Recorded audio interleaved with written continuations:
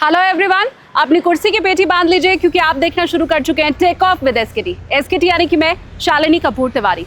Iran America युद्ध का क्या होगा? अगर इस युद्ध में कोई जीत जाता है तो जीत के मायने क्या होंगे?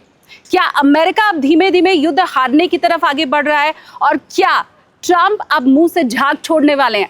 ये सारी बातें समझने के लिए मैं इस वक्त पहुंची हुई हूँ major general GD Bakshi sir के घर। लेकिन उनके पास हम जाएं उसके पहले आप लोगों से मेरी एक रिक्वेस्ट है। 1 मिलियन का फर्स्ट माइलस्टोन हासिल करने के लिए टीम एसकेटी को अब ज़रूरत है 3,20,000 सब्सक्राइबर की। आपके लिए ये एक छोटा सा क्लिक हो सकता है, लेकिन हमारे लिए बहुत वैल्यूएबल है। आपके लिए ये मुफ्त है, लेकिन हमारे लिए इसकी कीमत बहुत ज़्यादा है।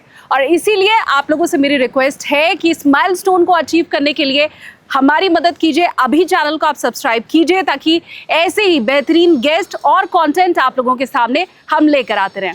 और चलिए अब आगे बढ़ते हैं। पहुंचती हूँ मैं जीडी बख्शी सर के घर और देती हूँ उनको बोर्डिंग पास। सर, बहुत स्वागत है आपका। आप बोर्डिंग पास एक्सेप्ट कीजिए। Thank you. Thank you. पहला सवाल तो मेरा यही सर कि डोनाल्ड ट्रंप ने शुरू में कहा था कि 3 दिन में युद्ध ख़त्म हो जाएगा। अब 3 हफ्ते होने को आ गए और इस बीच में हमने देखा कि डोनाल्ड ट्रंप नेटो से मदद मांगते दिखाई दिए कि तुम लोग भी आ जाओ। ये जो सारी परिस्थिति दिखाई दे रही है, क्या ऐसा समझे कि ईरान जंग जीत रहा है? देखिए, I don't think there will be any winners in this conflict. Losers होंगे सारे, और सबसे बड़ा लूज़र तो the rest of the world होगा, जिसकी इकॉनमी विल बहुत ज़बरदस्त चोट खाएगी। अगर दुनिया ये 2-3 महीने चल गया तो दुनिया कैन गो इनटू रिसेशन। जो कुछ पोस्ट रिकवरी वगैरह की थी will all go for a toss. Donald Trump साहब ने सोचा था कि मैंने पहले दिन जो डीकैपिटेशन स्ट्राइक करी है उसमें आयतुल्लाह खमैनी को मार डाला, उनकी बेचारी बुढ़िया बेगम को मार डाला, उनकी बेटी, उनकी बहू, उनके लड़के को मार डाला, और कोई 48 generals, top generals, Iranian revolutionary guard core, army वगैरह के मार डाले। तो उनको लगा था कि 2 दिन के बाद ये they will be kissing my boots. Boot shoot तो किस होते रह गए साहब, लेने के देने पड़ गए, नाको चने चबाने पड़ गए हैं और ईरान ने चबा दिए हैं। देखिए, तभी कहते हैं ना कि युद्ध के देवता कभी एरोगेंस पसंद नहीं करते।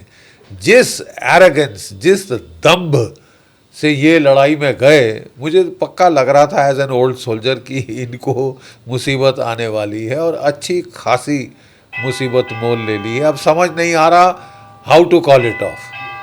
You see, you start a war without a strategy, it becomes an endless war. All right? और endless war के चलते ये जो है आपको लड़ाई शुरू कर दी पहले, फिर सोचने लगे कि हमने करना क्या हमको रिजीम चेंज करना है। फिर बीच में तो जब इनका दिमाग 7वें आसमान पे चढ़ गया था तो मैंने तो नेशन स्टेट डिस्ट्रक्शन करनी है, I will destroy Iran as a nation state. क्या बात है। और उसके बाद फिर कि नहीं साहब, हमको तो केवल न्यूक्लियर हटाना है, नहीं साहब न्यूक्लियर के साथ हमको मिसाइल भी हटाने हैं, इनके 3 प्रॉक्सी से बात नहीं करेगा, हमास, हिजबुल्लाह, हौती वगैरह। He is in trouble, he is in serious trouble. क्योंकि मैं, let me give you a bit of a background. I don't know if I stop me if I have told this to you earlier. Mossad is one of the best intelligence agencies of the world, no doubt. और उन्होंने एक AI software develop किया, artificial intelligence software, pattern of life. So what's that about? उसका जो basic philosophy है वो ये है कि वर्ल्ड वॉर 2 शुरू करने के पहले आप हिटलर को मार डालो, किल हिटलर, तो या तो लड़ाई शुरू होने के पहले ख़त्म हो जाएगी या 2-3 दिन में ठिस हो जाएगी। Before you start second world war, kill Stalin, kill Zhukov, you know. और अगर अमेरिका आपका दुश्मन है तो kill Eisenhower, kill George S Patton, and लड़ाई ख़त्म। ठीक है। तो उन्होंने ये जो सॉफ्टवेयर था पहली बार ट्राई किया अगेंस्ट हेजबुल्ला 2024 में 2024 दिसंबर उन्होंने जब अटैक किया था हेजबुल्ला के ऊपर. Hezbollah was one of the strongest toughest paramilitary organizations in the Middle East. Strongest, toughest paramilitary organization. उन्होंने पहले दिन नासरुल्लाह को मार दिया जो उनका टॉप लीडर था. जो उसका रिप्लेसमेंट आया उसको मार दिया, 3 आया उसको मार दिया, 4 आया उसको मार दिया.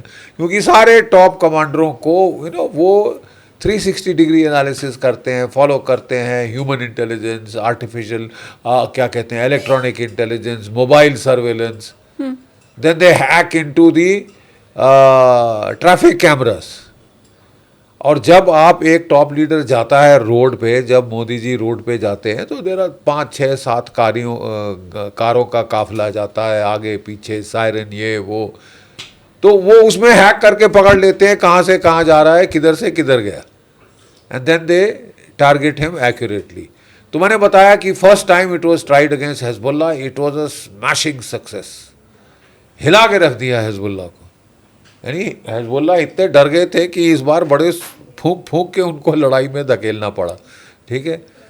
Next time they tried it was 2025 last year June, जब उन्होंने ईरान पे अटैक किया.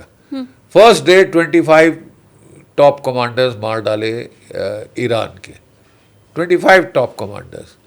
और 18 घंटे लगे ईरान को रिटेलिएट करने में. मतलब they were so shocked, but then they retaliated and they did quite well. Third time the CIA tried it against Maduro. Maduro और उसकी बीवी को पकड़ के ले गए. और उसके बाद तो डोनाल्ड ट्रंप का सर 7वें आसमान के भी ऊपर पहुंच गया. आई हैव एक दिन में ख़त्म कर दिया वेनेजुला, 2-2.5 दिन में ख़त्म कर दूंगा ईरान, मेरे तलवे चाटने आ जाएंगे, ये करेंगे वो करेंगे वगैरह वगैरह वगैरह. ही forgot a small little detail. Iran is not Venezuela. Iran is not Venezuela. Venezuela, I'm sorry to say, and I keep saying that because I'm deliberately rubbing it in. Venezuela is famous for Miss Universe, Miss World beauty pageants. They are hardly known as fighters, poor fellows, Or I hope they become now. इतनी बेइज्जती सहने के बाद. But the CIA purchased the whole lot. सारे leader घूस खिला के purchase कर लिए. लड़ाई नहीं कोई. They thought the same thing will happen with Iran. लेने के देने पड़ गए. But the point I am trying to make is when you try a new fighting technique, the first time it has a big shock effect. Second time it's quite strong. Third time the other side has become a little used to it. The fourth time you try it with the same people. You try it with different people, that's fine. You try it with the same people. Armies have to learn. Armed forces are very good at learning because if they don't, they'll die. अगर नहीं सीखेंगे मर जाएंगे. तो Iran learned the lesson and it devised a very simple counter. What was the Iranian counter, बच्चे? The Iranian counter was that वो जो Iranian revolutionary guard core है उसमें 31 डिस्ट्रिक्ट्स हैं अलग अलग पूरे ईरान में फैले हुए. हर डिस्ट्रिक्ट का अपना जो है आपका बैलिस्टिक मिसाइल्स हैं, क्रूज मिसाइल्स हैं, ड्रोन्स हैं. ठीक है. उन्होंने उनको बोल दिया लड़ाई शुरू होने के पहले कि भाई हम सब मारे जाएं. Don't look for orders from Tehran. जहां आपको खबर आती है कि ईरान के ऊपर हमला हो गया है, आपको टारगेट लिस्ट दी हुई है, क्या क्या टारगेट हिट करनी है. Turn around and fire at will. ये हमारे आर्टिलरी में होता है, all weapons fire at will, ठोको. और साहब इस बार जब उन्होंने 48 टॉप कमांडर मार दिए, खमैनी साहब मार दिए, आधे घंटे में ईरान का पलटवार आ गया. दुनिया हक्का बक्का रहेगी कि हुआ क्या. आधे घंटे में पलटवार आ गया है. ईरानियंस को भी दाद देनी पड़ेगी. They are good fighters and they learn with every mistake they learn. और दूसरा जो ईरान की सरकार है, it is a mosaic government. उन्होंने एक मोज़ेक स्ट्रैटेजी अप्लाई करी है कि कोई एक नोड के जाने से हम धराशायी नहीं हो जाएंगे। इसी भारतीय जो फौजें होती थी ना पुराने ज़माने की, हाँ। राजा मारा गया, दाहिर मारा गया, पूरी फौज भाग ली। बिल्कुल। हालांकि आप हट्टे कट्टे लड़ाई में तगड़े हैं, come on damn it, fight on, पर राजा गया तो बस फौज गई। हाँ। ये ईरान में इसके ठीक विपरीत है। It is an ideological state, और हर लेवल पे जो है लोग, वो जो फैनेटिसिज्म, खासकर ईरानियन रेवोल्यूशनरी गार्ड कोर के जो जूनियर कमांडर हैं, सबसे मैक्सिमम फैनेटिसिज्म उनके अंदर है। They have been selected for their fanaticism, और वो सबको मार डालना आपके किसी के भी बस का नहीं है, बिकॉज इतनी स्प्रेड आउट टारगेट है, यू कांट डू इट। तो उनके जो अब रक्षा प्रमुख मारे गए हैं, उनके भी मरने का फिर बहुत ज्यादा असर नहीं पड़ने वाला है ईरान के ऊपर? अरे जब खमैनी का नहीं पड़ा, खमैनी को कोई असर पड़ा? कुछ नहीं पड़ा। हाँ। अब ये एक अजीब किस्म का हम देख रहे हैं, जैसे कि ना ये जिसको बोलते हैं कि गैंग वॉर, गैंगस्टर्स, मारी जाओ मारी जाओ मारी जाओ, बस वो मारी जा रहे हैं। And I don't think it's to any good purpose, because लारे जानी गया तो क्या अगले दिन लड़ाई खत्म हो गई? बिल्कुल नहीं। माई फुट लड़ाई खत्म हो गई। उल्टा और भीषण हमला उन्होंने तल अवीव पे किया। You know, they have been targeting Tel and they have followed a very very intelligent strategy. Iran क्या स्ट्रैटेजी थी? उन्होंने फर्स्ट डे 28 फरवरी को अटैक हुआ, आधे घंटे में पलटवार किया। You know which was the first target they hit? They hit the American over the horizon radar at Al Udeid base in Kuwait. This is a radar जो कि 5000 किलोमीटर चारों तरफ देखता है, और कोई भी मिसाइल लॉन्च होता है, लॉन्च होते ही उसको डिटेक्ट कर लेता है, और मिसाइल का फ्लाइट टाइम 10 से 15 मिनट का होता है, डिपेंडिंग ऑन कहाँ से टेक ऑफ हुआ, कहाँ पे लॉन्च कर रहा है, हाँ, कहाँ पे हिट कर रहा है। तो 10-15 मिनट की अर्ली वार्निंग दे रहे थे। पहले दिन ईरान ने इसको परखच्चे उड़ा दिए। $1.1 बिलियन का radar, one of the most expensive radars in the world. 6 ऐसे हैं अमेरिका के पास जो पूरी दुनिया में लगा रखे to pick up the missiles.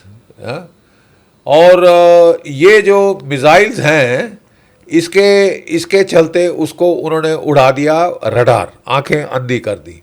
Next day fire control radar उड़ाया, और थर्ड डे मिसाइल उड़ा दिए।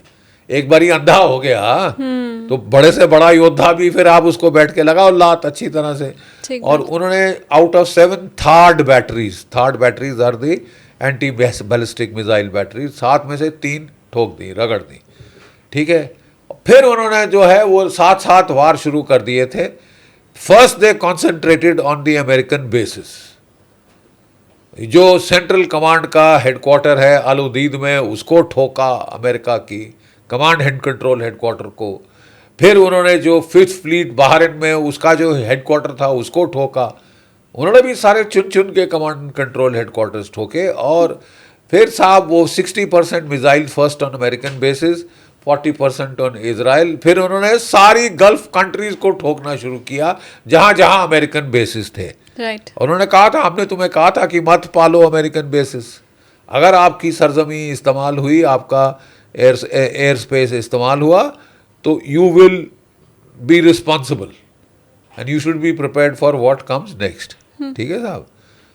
तो इसके चलते अब उन्होंने इजराइल के ऊपर पहले उन्होंने क्या किया कि अपने जो सस्ते पुराने मिसाइल्स थे वो पहले फायर कर दिए। Why did they fire them first? कि जो उनके एंटी बैलिस्टिक मिसाइल्स हैं वो सब इनके खिलाफ उड़ा देंगे। And when the real killer ones come, anti ballistic missile खत्म हो गए होंगे या नियरिंग डिप्लीशन हो रहे होंगे।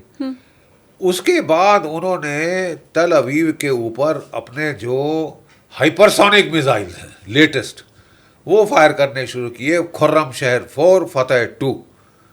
खुर्रम शहर 4 जो है is a liquid fuel rocket, but it is hypersonic. It has a 1000 kg warhead, 1 ton, metric ton. ठीक है। और उसमें 2 किस्म के हैं। एक है क्लस्टर मीन जहां वो फटता है वो कोई 80 बॉम्बलेट्स छोटे 2-2.5 किलो के, वो 10 किलोमीटर के एरिया में फैला देता है। मतलब there is no way in hell that any defensive system can intercept this. और अगर आप, बहुत सेंसरशिप हो रही है इजराइल में, लेकिन आप कभी देखें अपनी फोटोग्राफ्स जो आ रही हैं उस पर और वीडियोस आ रहे हैं, त्राहिमाम कर दिया है उन्होंने। जो हाइफा का जो है उसको हिट किया है, उनकी रिफाइनरी, और 50% सारा तेल इजराइल का वहाँ से आता है, petrol, oil, aviation, turbine fuel, वो सब उड़ा दिया है। नुकसान ज़बरदस्त हुआ है साहब, ज़बरदस्त हुआ है। ये दूसरी बात है कि हाँ, और फिर उन्होंने कहा आपने खमैनी को मारा, we will repay the compliment by going for Netanyahu. हाँ, ऐसी खबरें हैं कि वो तो अब मर चुके हैं, उनके एआई वीडियोस आ रहे हैं। हाँ, इसी नेतन्याहू को उनका जो ऑफिस है, उन्होंने लियोनार्डो डा विंची स्ट्रीट उसको हिट किया। हाँ। उनको फिर वहाँ से निकाला गया, फिर वो कोई बंकर में गए थे कहा जाता है, वहाँ भी हिट किया। फिर अटकलें लगाई जा रही हैं कि इतना खतरा हो गया नेतन्याहू के लिए कि उनको ग्राउंड में नहीं रखा, उनको एयरबोर्न कमांड पोस्ट में डाल दिया जो चक्कर मारे जा रहा है, so that at any given point you don't know where the plane is, right. और मतलब you can't fire a missile on to that plane, not a hypersonic land attack missile, right. और फिर जैसा कि आप जानती हैं, अब इंफॉर्मेशन वॉर जम के दोनों तरफ से चल रहा है। And I'm quite surprised the Iranians have also proved pretty good at information warfare. नहीं तो नॉर्मली अमेरिकन जहाँ भी लड़ाई लड़ते हैं, टीवी पे और सोशल मीडिया पे तो लड़ाई पूरी जीत जाते हैं। Right. ये दूसरी बात है कि ग्राउंड पे वो पिट जाते हैं, जैसे यूक्रेन में पिटे, ठीक है। और फिर पकड़े जाते हैं कि साहब ये तो कहानियाँ गढ़ रहे थे, बड़ी बड़ी ऊंची ऊंची मुंगेरी लाल के हसीन सपने वगैरह टाइप्स, यू नो। सो इस बार उन्होंने भी ये शुरू किया कि साहब इज नेतन्याहू अलाइव और डेड, यू सी। और नेचुरली जब आपके को टारगेट किया जा रहा है, then you can't be out on the TV screens making broadcast, because then you are a target, because they know where the TV station is, etcetera etcetera. बिल्कुल। So काफ़ी ये असमंजस फैल गई कि is he alive, is he gone, right. फिर अगले दिन हमने देखा कि काउंटर जो उन्होंने किया इजरायलीज ने, वो कॉफ़ी की चुस्कियाँ लेते दिखे एक रेस्टोरेंट में तेल अवीव में, और उसके अगले दिन आया कि साहब ये तो एआई फेक है। हाँ, मुझे पता नहीं सर आपने देखा या नहीं देखा, लेकिन ईरान ने भी फिर एक वीडियो बनाया सेम कॉफी शॉप का, वैसे ही हाथ में कॉफी लिए हुए खामनेई कॉफी पी रहे हैं और वो अपने हाथ की उंगलियां दिखा रहे हैं। मतलब ईरानी ये बताने की कोशिश कर रहे थे कि वो एआई वीडियो ही है। उन्होंने नेक्स्ट वीडियो को भी एआई बता दिया कि लो हम तुम्हें दिखा रहे हैं खामनेई भी जिंदा है, खामनेई भी जिंदा है। सो मतलब they are giving as good as they get, अंग्रेजी में जो हम बोलते हैं ना, he giving as good as they get everybody, and he is fighting an asymmetric war. सबसे बड़ा उसका लीवरेज है गल्फ ऑफ हॉर्मुज। उसने गल्फ ऑफ हॉर्मुज को गला दाब दिया है साहब। कोई जहाज वहाँ से नहीं जा सकता अनलेस वो कहें। चीन के जहाज जाने दे रहे हैं, रूस के जहाज जाने दे रहे हैं, भारत के 3-4 गैस के कैरियर क्योंकि हमने रिक्वेस्ट किया उन्होंने आने दिए, ठीक है। और इसके चलते जो तेल की कीमतें हैं दुनिया में 110 से लेके 138 डॉलर प्रति बैरल हमको पड़ रहा। ठीक बात। जो कुछ हमने फायदा उठाया था रूसी तेल का, सस्ते रूसी तेल का, वो गया। It will start getting wiped out at this rate. हमारी इकोनॉमी को अच्छी खासी चोट पहुंच रही, भारत की इकोनॉमी को।